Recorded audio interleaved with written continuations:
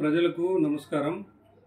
కేంద్ర రాష్ట్ర ప్రభుత్వాలు ఎప్పుడు కూడా పేద మధ్యతరగతి ప్రజల బాగు కోసమే పాటుపడాలి. అటువంటి పరిస్థితుల్లో ఇప్పుడు 2008వ సంవత్సరంలో క్రూడ్ ఆయిల్ ధర $147 ఉన్నప్పుడు మనకు పెట్రోల్ ₹54 ఇస్తున్నారు. మరి ప్రస్తుతం క్రూడ్ ఆయిల్ ధర $64 ఉంది, బ్యారెల్ $64. మరి ఇప్పుడు పెట్రోల్ ధర ఏమో లీటర్కేమో ₹110. సో ఈ విధంగా గత 5 సంవత్సరాల నుండి కేంద్ర రాష్ట్ర ప్రభుత్వాలు మన సామాన్య ప్రజల నుండి రాబట్టిన మొత్తం ఎంత అంటే దాదాపు 38,40,000 కోట్లు రాబట్టినారు.